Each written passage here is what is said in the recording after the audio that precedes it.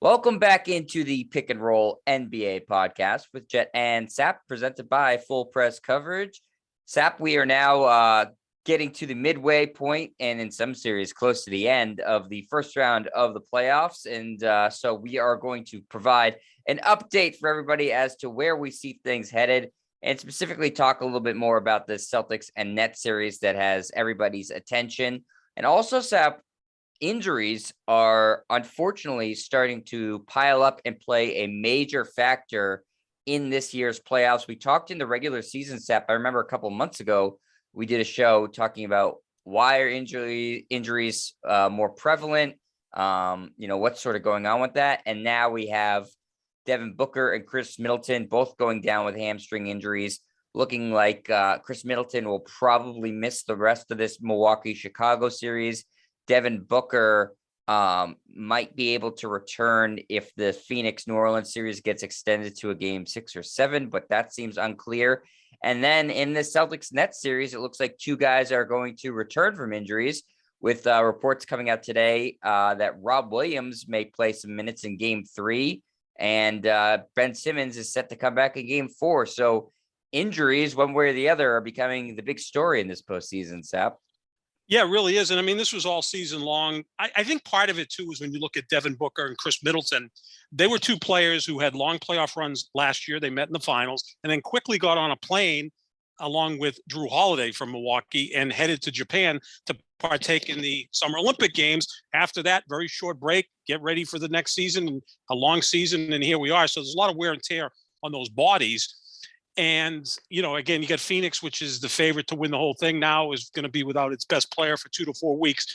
I get that Chris Paul is their most important player, but Devin Booker's developed into their best player. They need both of those guys healthy to make a real title run. And then Chris Middleton, who was so big in last year's playoffs, we're going to have to see what happens with him. So those two teams really hurt by the injury bug. In the meantime, the Nets and Celtics might be getting a little bit stronger if, Rob Williams and Ben Simmons come back and can contribute in some way, especially on the defensive end. So everything's very fluid in this playoff. We talked about that going in, Jet, that there were probably 7 teams that could win the title.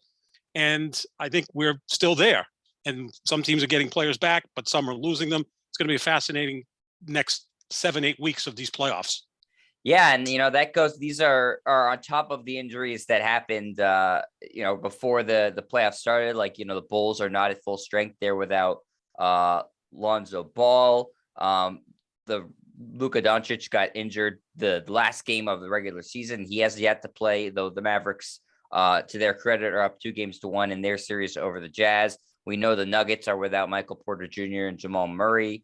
And in the opening game of the Raptors 76ers series, Scotty Barnes went down. So injuries piling up, but yeah, unlike those other teams, Sap, the Celtics and Nets are about to get guys returning from injuries. And so, exactly like you said, Sep, it's very fluid. And I think that as far as trying to prognosticate, it becomes impossible, because one day you look at one team and say, okay, now they're the favorite, and then somebody goes down. Okay, suddenly now Golden State is the betting favorite. The Celtics weren't favored to win their series against Brooklyn. Now they're up 2-0. Suddenly they look like they're legitimate, title contenders. So it changes almost on a daily basis, Sap. Based off of, we can only take what we've seen so far. Who has been the most impressive team to you so far? I would think in some sense, Philadelphia has been extremely impressive, because I thought that was going to be a tougher series. But then again, Scotty Barnes got hurt for Toronto, so that makes it easier for the 76ers. Miami, you're always frightened of going up against Trae Young, because he's shown that he can be a great playoff performer, but Miami's looked really good too. I think the Celtics have looked good to get a 2-0 lead over Brooklyn, but let's be fair here. The first game was a 1-point game at the buzzer.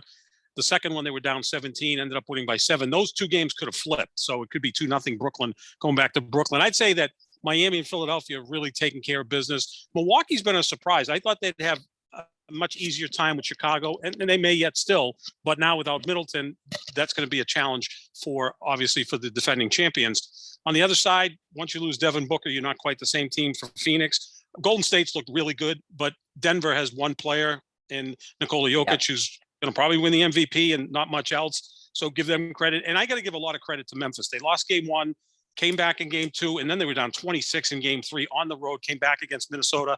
That's pretty darn impressive to do that on the road, down that many points against a team that's playing really well. So you kind of look at these teams that have kind of surprised people. And then, let's not forget Dallas without Luka Doncic, as you said, another player that's been injured. They're up 2-1 against Utah. So right away, the playoffs have been absolutely fascinating. But I'd say Philadelphia may be the most impressive team, because I thought that they would be ripe for an upset, and yet they've taken care of business. And then after falling behind in game 3, we saw why Joel Embiid should finish ahead of Nikola Jokic in terms of MVP voting. I'd still give it to Giannis, but he was just so immense. I mean, the man hit a game-winning 3, something you don't generally see 7'1", 280-pound guys do. He's sensational. Yeah, I mean, I tweeted that somebody his size should not be able to do that physically. It's ridiculous, and he's so skilled. And I think there's a lot of pressure on him and James Harden in this postseason, because both of them have hit major roadblocks when they've come to playoff basketball. The story obviously is more about James Harden, who that's happened to him more in his career, as he's played a lot longer than Embiid. But there's definitely a lot of pressure on them. There's a lot of pressure on Doc Rivers, the coach of the 76ers, who, has had leads in series and blown it pretty regularly. So the Sixers being up 3-0 definitely, I think is a surprise. And I think that they have to feel very confident about how they're playing. Yeah, the team that's looked the best to me so far has been Golden State. Though I do think they're playing a sort of a lame duck team, Sap, not just because they have one star player of their 3 potential stars, but I think similar to what happened last year is that Jokic, even though he's playing pretty well, I think he's just out of gas, Sap. He plays virtually every game. And he's had to the entire season carry the team. Last year, I think he played all 82 games, and he just looked gassed by the time the postseason came along. And this year, it looks sort of similar, because I think he's had to put in a supreme effort just to get this team here. And so I think that Golden State's had a pretty favorable matchup in this round. And honestly, the entire Western Conference, it's not the murderer's row that it used to be. If Golden State advances out of this round, they'll play the winner of the Timberwolves Grizzlies series. I don't feel like either of those teams is, certainly world beaters that Golden State's going to look at and go, oh man, we're going to have a really hard time. Credit to the Grizzlies. Like you said, Sap, rallying from behind that many points on the road is very impressive. And they've been scrappy all year long. But they've certainly looked vulnerable against the 7th seed in the Timberwolves. So I think that, the Warriors probably look at what's going on in the Western Conference and the state of it, especially now with this Devin Booker injury, and say that things have opened up pretty nicely for them. And we'll have to see how it plays out. Obviously, I think people feel Phoenix is perfectly capable of getting out of their series against New Orleans, even if Booker doesn't play anymore. Granted, New Orleans has played very well, but as far as who's impressed me the most, I got to say the Warriors, mostly because of the emergence of Jordan Poole. He's picking up so much slack for them in terms of we can have. He's filling that Kevin Durant role of the third scorer, Sap. He's been outstanding, hasn't he? I mean, just gets better every year. Now in his 3rd year, he's going to be in the running for most improved player without question. You got Steph Curry back after missing the final month. And now Klay Thompson looks more like Klay Thompson. We know what Draymond Green can do. Andrew Wiggins was an all-star this year. There's well coached. They've got a great system. And they look right now like the best team in the Western Conference. Again, because Phoenix lost Devin Booker and may not have him for at least the first round, maybe even the second round. I still think Phoenix can take care of business against New Orleans in round 1 without Devin Booker. But then it becomes a challenge after that. If they're playing Dallas with Luka coming back, that would be a pretty difficult task.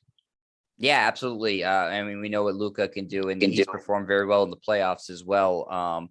And who's earning himself a lot of money is Jalen Brunson, who's a free agent this offseason. He's been spectacular. And Utah looks, Sap, I mean, we're projecting a little bit for the future here. They look like they're on their last legs. Like this is going to be a teardown in Utah, is my guess. Yeah, especially when the top two players on the team in Rudy Gobert and Donovan Mitchell don't really like each other. That's never a good thing. I mean, that can work if the players are superstars to the max, but I don't think they're in that level. I think Mitchell's outstanding, and Gobert does his thing as a good defensive player, rebounder, rim protector, all of that. But I just think that when you look at all of this, it may be time for a tear down, and maybe Quinn Snyder, who I think is an outstanding coach, ends up elsewhere. We know he's been rumored for the Lakers job, so that could be where he lands. But yeah, I think if Utah loses, in a sweep or whatever, that'd be time to break things up. Last year, they had the best record in basketball, and they got bounced in the second round by a depleted Clippers team. So yeah, there could be a lot of changes here. But I've never remembered the playoffs being this wide open, because for 4 straight years it was LeBron against Golden State. That was pretty much etched in. And 4 years before that, it was LeBron against whoever was representing the West. Well, now it's completely wide open. Yeah, and LeBron's not even involved, Seth. I know he's taking the year off, gonna rest up and be ready for next year.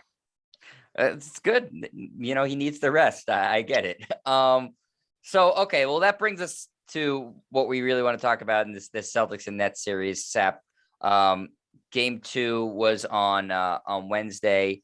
Really outstanding game. Celtics fell behind by about 17 points, I think it was. Rallied back to win. The story of that game, more than the Celtics rally, was Kevin Durant going 0 for 10 from the floor in the second half. The worst shooting performance he's ever had in his career, playoffs or the regular season included. Kyrie also not effective at all in that game. Sap, the Celtics defense gets a ton of credit for how well they've played in these 2 games, especially on Durant, who has yet to have really a breakout game.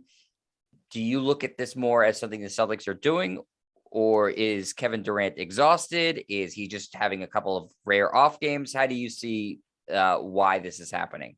I think a lot of it goes to the Celtics, how physical they've been. They're disrupting him. I'm going to compare it to the Patriots against the Rams in Super Bowl 36 over 20 years ago, when they just disrupted the greatest show on turf. Marshall Faulk was the best player in football at that point. Kurt Warner was the MVP of the league, and they just got those guys out of rhythm. I mean, you can't really stop great offenses like that, but you just try to junk it up a little bit. And they would get physical with Marshall Faulk, and they'd hit Kurt Warner to the point where they only allowed 17 points in that game. And it's kind of what the Celtics are doing against Durant. He's not getting any easy looks. He's going to have to fight through screens. There's always a second and third guy on him. They're going to try to force him to let someone else beat them. And look, in game 2, they got 57 points out of Bruce Brown, Goran Dragic, and Seth Curry. I mean, if Brooklyn gets 57 points from those 3 guys, you would think they'll win in a blowaway, but they didn't, because Kyrie and Durant had subpar games. Look, Durant in the first 2 games, Jets, 13 for 41. That's 32% from the floor. What makes him such a lethal player is that he's so damn efficient. Well, he hasn't been efficient in the series. He's made 13 field goals. He has 12 turnovers. That's not Kevin Durant. So you got to give a lot of that credit to the Celtics, because they're also rotating guys. Tatum is long enough to cover him. Then you could throw Grant Williams, who's kind of a pit bull, kind of like a poor man's PJ Tucker. He can cause problems. Jalen Brown can switch. Marcus Smart's a bulldog defensive player of the year. Al Horford's a versatile defender. So they can just throw a lot of different looks at Kevin Durant. I think they've really got him out of his rhythm, which is all you can really do against a player of that caliber. Yeah, they've clearly made a point to try to be as physical as possible, as the referees allow. And in the postseason, it does get more physical, and the refs have let the Celtics do that. Granted, Kevin Durant did take 20 free throws on Wednesday, but I think the Celtics were fine with that because that meant he was getting contact on all of those. Yep. Exactly. Yeah, it's like having a wide receiver has 9 catches, but every time he catches the ball, he's getting hammered. And again, back to Super Bowl 36, that's what the Patriots did against Isaac Bruce and Torrey Holt. They're going to catch balls. You can't stop them. But when they catch it, punish them. And that's what the Celtics have done. They've been allowed to be physical and do what they have to do. And then at that point, when Durant does get a free look, which isn't very often, he's just not ready to make it. And again, you look at Durant, how great a player he is, and no one's questioning that he's not a top 15 or top 20 player. But the most success he's had in the playoffs was when he was in Golden State, which is expected because he was playing with Steph Curry, Draymond Green, Klay Thompson, Andre Iguodala, all those great players. where it didn't always have to be the focal point on Kevin Durant. Now it has to be, because Kyrie's up and down. And now we're seeing that Kevin Durant, as great as he is, can he by himself carry a team? Well, it hasn't happened in his career, really.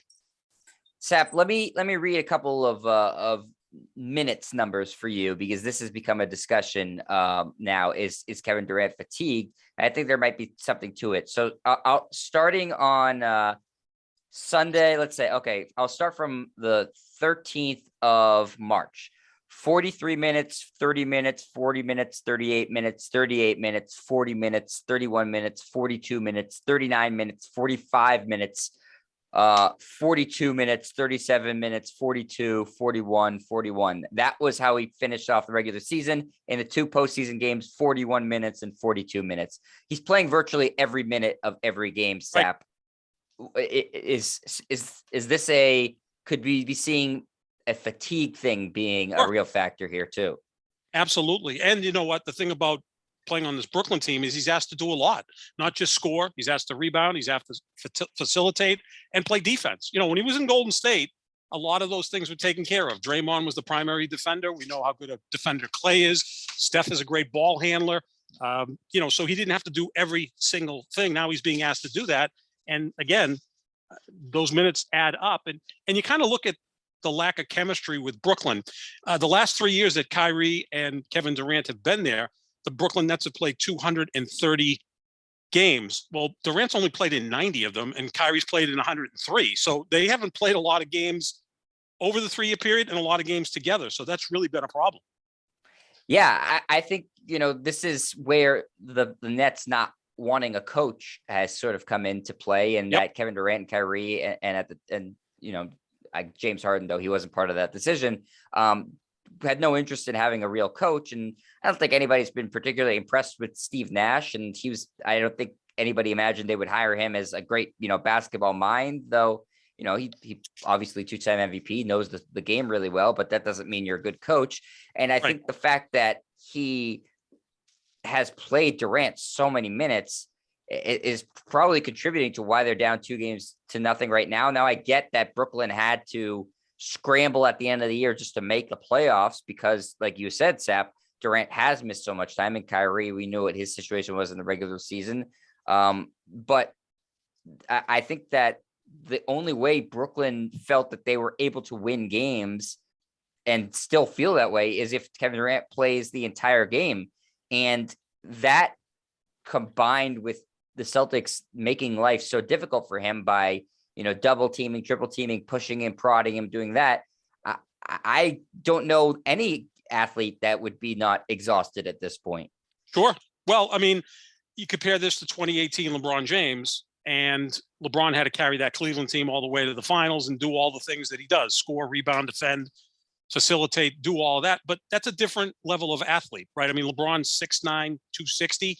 You get physical with him, you're right in his wheelhouse. He's like Derrick Henry out there. He's only going to eat that up. Durant's 190 pounds, maybe 200 pounds. He's a completely different player. You get physical with him, he's not going to like it. They're just two totally different players. And again, when Durant had his most success was with Golden State, where he didn't have to do everything. He could even have an off night, and Golden State could still win because Steph could drop 38, Clay could drop 27, Draymond would get you 14 rebounds, and they actually have a coaching staff in Golden State too. And that leads you back to that very good comment, Jed, about Steve Nash. He's really not coaching, because what exactly is he doing to make things easier for Kevin Durant? Let's run some screens for him.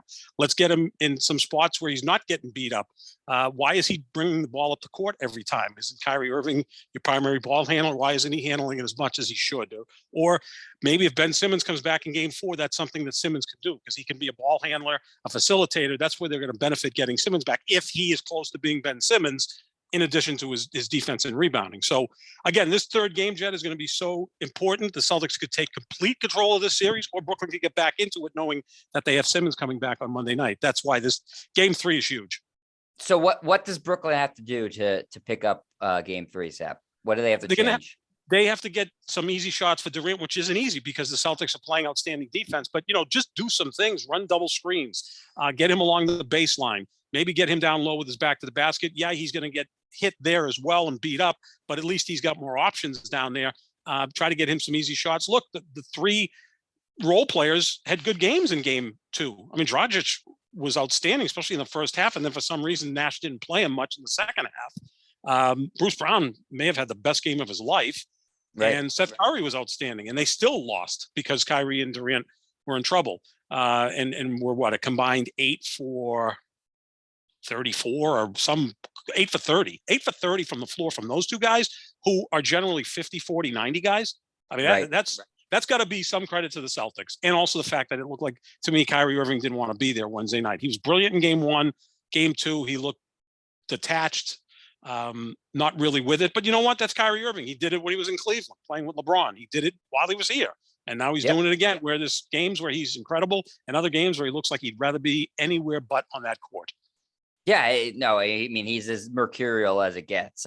We know this, and I think everybody expects it at this point. But, the Nets can't afford it. Something that Charles Barkley's been saying all postseason long is he feels like they can't win unless both those guys have great games. And now they're capable of doing that. And I think there's something to that. It's if Kyrie had a phenomenal game 1, I mean, it really was unstoppable. Kevin Durant was okay. I'd say a little below average for him. And they lost, even though Kyrie was phenomenal. And then they were both pretty bad in game 2, especially from an efficiency standpoint, even though, like you said, Sap, all those role players played really, really well and they lost. So do they both need to have outstanding games to win?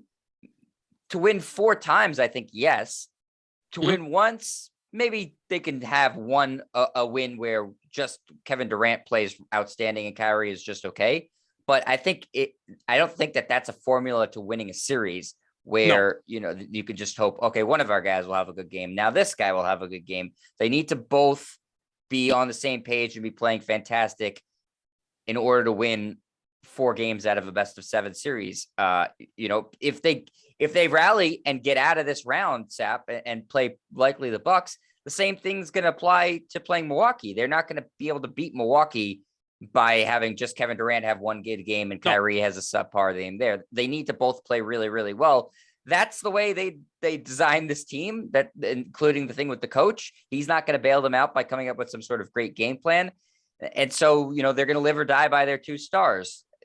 That sometimes works in the NBA. It still has a chance. The series isn't over just because the Celtics are up 2-0. But it's certainly the deficiencies with Brooklyn, not just their roster makeup, but their coaching and their culture. They're rearing their ugly head through 2 games in this series. Yeah, everything that we thought was a question mark about Brooklyn, they've exhibited that, right? Their offense, is brilliant as it can be, can also go into a funk because it doesn't seem like they're running an offense. It's basically iso ball with Kyrie and Durant. They're brilliant, but at times they can be shut down. And we know that defensively, they're not all that great. Although I thought in game 2, they dug in on defense, just the Celtics were more relentless. So they did, especially in the first half, Sap, but I'll say they didn't have a 4-quarter defensive effort. No, you probably won't see because that they can't. They can't. No, they can't. I mean, Kyrie's a minus defender. Dragic is a minus defender. Seth Curry, not a really good defender. Drummond, he's a big physical guy, but he doesn't move all that well. Durant, now you're asking him to do all of these things besides score, rebound, pass. Now you're asking him to be an elite defender, which we saw in the play-in game against Cleveland where he had 4 blocks. I mean, he was sensational. He's a great player without question, but now the level of competition is that much better because now I think Jason Tatum is now looking at Kevin Durant and is saying, I'm your equal. He may not be there yet, but he's getting there. He doesn't have to look at him as his big brother. Jalen Brown, I don't think is intimidated by them. And then after that, the 3rd best player and the 4th best player on the Celtics are better than the 3rd and 4th best players on Brooklyn. If you're going to talk about Marcus Smart, Al Horford, that doesn't even include Rob Williams if he comes back for game 3. I think the Celtics, are a deeper team. And then when you get excellent performances from Peyton Pritchard, Grant Williams, and Daniel Tice, like they got on Wednesday night in game 2, where those 3 players added in 42 points. Grant Williams was really good in the first half, kept you afloat, and Pritchard was great in the 4th quarter. And give Ime Udoka credit for going with Peyton Pritchard in the 4th quarter. That's not an easy decision because you do think of him as a defensive liability, but he scored as many points as Kyrie Irving that night and scored a couple of big baskets in the 4th quarter when it was still a game. Yeah, those are 2 great points, Sap. And I think you nailed it in that Grant Williams kept it from turning into a blowout in the first half. He hit some big threes to keep it reasonable. And then Peyton Pritchard late was hitting, if they were going to double and triple team Tatum and Brown, Pritchard was going to get open shots. Tice was going to get open shots, and they hit him. They trusted that, okay, if we put you guys in position to take open shots, we trust that you're going to make them. They delivered. Grant Williams didn't miss a shot from the floor, Sep, or from the free throw line. He was perfect on the night, which is outstanding. And I really think that you're totally right too, in that it's not really being discussed, but the minutes that Pritchard played late in the fourth quarter, Smart was on the bench, and, Smart, defensive player of the year, heart and soul of the team, whatever. But what Pritchard was doing was working. And so Udoka said, we're not going to just pull the plug on this to get our guy in. And I think Marcus Smart was fine with that. I think that the team at this point is like, hey, if it's working and we're winning, we're willing to sacrifice individually, which is completely opposite from what this team was all of last year and for the first 3 months of this season. Just, it couldn't have been more opposite. And you saw it again, just like how we said game one, the end of game one was a perfect example of how this team's changed by the ball movement and guys not settling for a bad shot. And they ended up getting the game winner off of good ball movement. And Marcus Smart made the pass. Game two, that similar fashion's happened, that the star players or the guys in the marquee were willing to take a little bit of a back seat to the guys who are playing well. Grant Williams, Daniel Tice, Peyton Pritchard, say, okay, we don't have to do anything right now. These guys are rolling. Let them roll. We just need to win the game. That's all that matters. And so it's a complete change. It's remarkable. It's a complete mindset change. It's like the bizarro world from Seinfeld, right? The first half of the year, even last year, like, these guys don't like each other. They're not getting along. They don't understand their roles. And at some point in January, it all changed.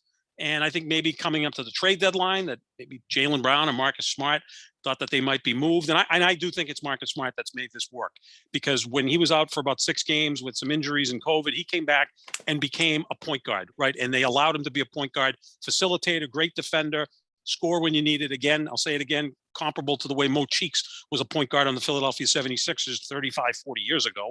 Again, being the old guy, I'll bring him up. But that's exactly what's happened with the Celtics. And I think because he has probably the most dominant personality on the team, in fact, strike that, he does have the most dominant personality on the team. He's not the best player, but he certainly is the alpha among all the players. And he's the longest tenured player. Longest tenured, and he's that guy. Kind of like Draymond is with Golden State. I mean, Steph's been there longer.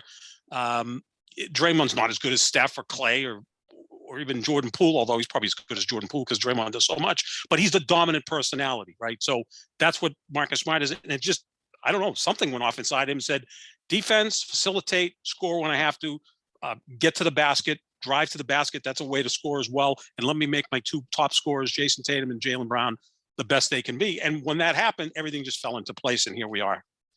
Yeah, I think, his picture or understanding of what being a leader changed, in that, he's always, I think, fancies himself a leader because he puts himself in a position to dive on the court and like lead by example. But I think his perception of it changed to like, okay, being a leader doesn't mean I need to take that clutch shot and feel like I need to be the guy who takes it. Leading means I am making sure my team is in the best position possible to win the game. And I can still have my personality and be a dominant personality and, rally the troops and stuff like that. But the best thing for me to be a leader is to make sure that I am putting the team in the best possible position to win every game we play. And I think he's done that since he returned in January, Sap. I think he's completely changed how he views it. Maybe the Celtics, when he was injured, he actually wasn't injured and they sent him away to some sort of brainwash facility, or what did you say in Clockwork Orange? The Ludovico treatment. Yeah, exactly. Maybe that's what they did. Maybe that's what happened. I don't know. Yeah, they played Beethoven, and Marcus Smart hates Beethoven now. But maybe that's what they did, or they sent him to Tony Robbins, the self-help group, and Tom Brady's guy. Yeah. Maybe Tom Brady got a hold of Marcus Smart and said, "Here's what you need to do." Yeah, I don't know. It's one of the most amazing things, because this is a player who I've done a 180 on. I mean, I'm telling you, the other day, my nephew who's a little bit older than you, he loves Marcus Smart. That's his favorite Celtic too. And he goes, Uncle, he still calls me Uncle at 48 years old, which is kind of nice, but nice. Sobering. Yeah. And he said, you hate Marcus Smart. I go, I don't anymore. I said, because he's evolved as a player. When players evolve, I'll change too. I'm not going to be this guy that says, oh, he's terrible. He's been the biggest reason for this turnaround. I mean, Jason Tatum did what he did. Jalen Brown did what he did. We know what Horford could do. Rob Williams, I think, is the second biggest reason because he's just elevated into a nightmare matchup because he can do so many things. But Marcus Smart's the big reason for this. And again, I think it's because of his personality, the fact that he is the longest tenured Celtic. And once he bought in, everything just kind of fell into place. And you got to give a lot of credit to Ime Udoka as well. I mean, he's just been sensational. You got to give him credit. Sap, we both like analytics. We're both, I'd say we skew as analytic guys. We like them too, but you're saying Marcus Smart deserves maybe the most credit for why this team's turned around. I agree with you, but that's something that the numbers would never be able to tell you. If you look at just the stats, maybe he's more efficient, but I don't think that you can look at the box scores and say, oh yeah, Marcus Smart's the reason why this team's turned around. This is why there's room for being both. You can look at the film and look at your gut and see what that's telling you and look at the numbers. There's room for both because with this specific instance of the Celtics, it's been a turnaround in mentality. They're winning more games and the numbers show that they're winning more games, but the individual stats, I don't think would tell you that story as to why they're doing it. And it's something that you have to actually see with your eyes. And I think that this is a perfect example of that. Absolutely. As my good friend Colin Coward would say, he's a fan of manalytics, not just analytics, right? There are times when you just look and say, this team just looks different. Just see their reaction on the bench. Meanwhile, you look at the bench of the Brooklyn Nets and you get Ben Simmons, who's yet to play a game with the Brooklyn Nets. And he's just kind of sitting there as if he couldn't care less if his team was winning or losing. And again, winning breeds that, right? And I think that's helping with the Celtics. It's the old adage, chicken or egg, what comes first. Right. But so many things they've done have worked here. They've bought into what they have to do defensively and also on offense, sharing the basketball. That game-winning play at the end of game one was perfect. And again, to quote my man Colin Coward, he said, if these were two movies, the Celtics would be Hoosiers because they're well coached, they're doing everything right. I think he may have shorted them a little bit on talent. Don't forget, they have two guys that were the third overall pick and another guy who was the sixth overall pick. And oh, by the way, Al Horford was the third overall pick as well. So they have talent. He compared the Brooklyn Nets to the movie Boiler Room. It's like phone calls, bad deals, let's flee the town that we're in because it's not really working and maybe it's not going to last. And you know what? You're seeing a team that's better constructed is beating a team that's really not constructed, is just kind of thrown together. Sap, sometimes I feel like Colin Coward is speaking directly to you, with these movie comparisons. Like it's an audience of one sometimes. It's just me. I hate when the Fox Sports guys make good points. Like I saw Nick Wright said something on Twitter the other day, like how many times does Rudy Gobert need to be embarrassed in the playoffs for these people, analytics people to, feel like, and I was like, damn, I hate when Nick Wright says something. Nick's right a lot. It's the worst. But Nick's all right. He's now starting to put Jason Tatum in the superstar category, or he's right on the edge of it. So that's good. Which I think now we're seeing Tatum and Booker are the two guys now that we can start elevating into superstar categories, right? I mean, you still have to do it for a period of time. We saw Booker do it in last year's postseason. We're seeing Tatum do it now. The physical talent we know is there. The consistency, the durability, those are important things, and they're there. So I think those are the next two guys in the league right now that are getting into superstar categories where you could say they're top 10 players. I won't go top 5 yet because, you still got Giannis, Durant. No, I think that's LeBron. A discussion for after the postseason plays out. Yeah. We can see if they can elevate themselves there, we'll have to see, Giannis, exactly. I think we elevated to the best player in the world after he won the title and had that amazing game 6 performance to ice it. So it's what you do there. So that's why this is a massive series for so many reasons, but for Jason Tatum's perception around the league too, and his growth as a player, being able to knock off this Nets team would go a long way in terms of how he feels about himself and how people perceive him around the league. Yeah, exactly. I mean, there's no question the talent's there now, the consistency. And look, he had an off night shooting in game 2, but he still went out and got you 10 assists, right? And he's playing phenomenal defense against Kevin Durant. Again, he's not much shorter than Durant. I think he's maybe 2 inches shorter. Tatum is 6'9", Durant 6'11", whatever. but Tatum's stronger, so he's able to get physical with him. And now he's just looking at Kevin Durant as an opponent who he respects the hell out of, but is not going to just bow down to. Now he's looking at him and saying, I can be your equal out here. I can beat you. And that's what's happening. And that's the mindset that I think Ime Udoka really worked on. He talked about it early in the season. These guys aren't your older brothers. You know, you may be friends or whatever, but you've got to beat them. And I also think that Ime Udoka has a nice edge in coaching over Steve Nash. That's not exactly a hot take, but he did coach Brooklyn last year. So I think he has some idea of some ways to try to derail Durant and Kyrie Irving. Now, that being said, those two dudes can go out on Saturday night and put 80 points together. And, you know, absolutely, you don't know what you're going to do to stop them in game 4. So let's not, we're both in agreement this series isn't over, but it's trending in the right direction for the Celtics. If they can split in Brooklyn, maybe wrap this thing up in game 5, then you move on to Milwaukee, which will be a little bit shorthanded with Chris Middleton potentially being out 3 to 4 weeks. Who is like Michael Jordan when he plays against the Celtics. He's a sensational player, yeah. As is Goran Dragic. I mean, Dragic has been turned Dragic into like kills the Celtics. Yeah, Andrew really Toney. Does. Are they aware that he's left-handed? I'm not kidding. I mean, sometimes when you face a left-hander, it kind of throws you off. I think Harden sometimes has an advantage over people because it's like, oh, he's left-handed. It can be a real disadvantage facing guys like that. Yeah, it's because it shifts the defense completely around I think so. It's also that's why there's very few left-handed quarterbacks. I think there's only one. Yep. It's Tua, and because you're shifting everything over, and the wide receivers aren't as comfortable, so that's why there's not that many of them. But I digress. Sap, last thing I want to talk about with this series is obviously all of the story today is Rob Williams coming back, maybe going to play limited minutes in game 3, game 4. Ben Simmons set to come back in game 4. Is it a good idea for either of these guys to play in this series? And what can either of them bring to this series coming off of, in Rob Williams' case, it's been about 4 weeks since he's been injured. In Ben Simmons' case, he hasn't played since last June.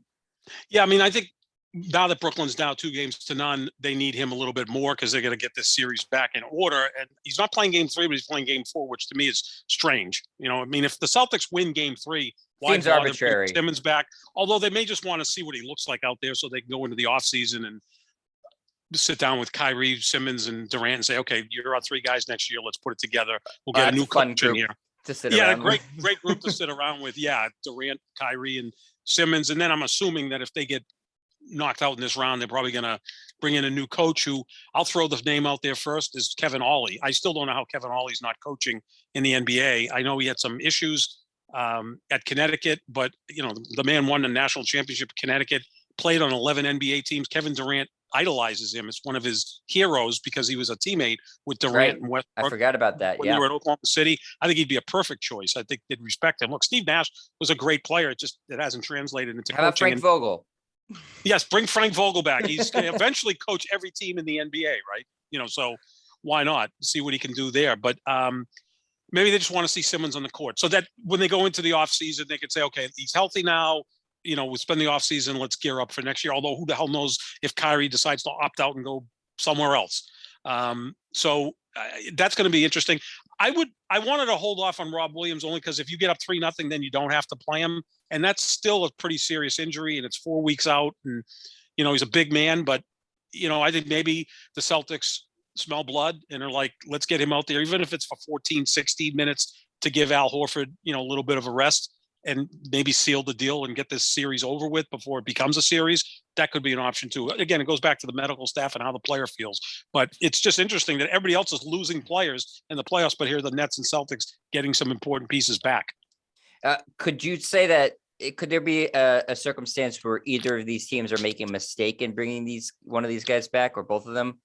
Yeah, I mean, obviously the injury concerns. I mean, if Williams goes out there and let's, you know, cross our fingers, it doesn't happen. But if he, you know, makes this situation worse, that's bad because now you lose him for the rest of the postseason. With Simmons, you know, again, it's a back, it's a disc. I mean, those things are very risky. I think you want to see what Simmons looks like with Durant and Kyrie. I don't think it's going to be a case where Simmons goes out there and they play worse. I don't think that's going to happen because his skill set should fit in well with Durant and Kyrie. He doesn't need to score, doesn't need to shoot. He's an excellent passer. Even though he's passer, never played with them. Never play with them. See what works. Do you find him to be a plug and play player? Oh yeah, I think because he's such a great facilitator and a defender, and he's a rebounder. I mean, he's going to fill in the gaps that they need. So now that Durant and Kyrie don't have to be the primary ball handlers. Now you could start maybe setting some screens for Kyrie and Durant to get them going with maybe some easy looks. Simmons is an excellent passer, and we know how good he is defensively. I don't know if he's going to be able to check, Jason Tatum for 6-7 minute stretches. I doubt that. He hasn't played in a year, and you can ask him to stop one of the best offensive weapons in the sport, but he's a great defender. So yeah, I think he's a plug and play guy because his skill set is similar to Draymond Green's in a sense, right? Except he's bigger and more athletic, just not as tenacious, right? And not as engaged as Draymond. I mean, talk about polar opposites. Holy crap.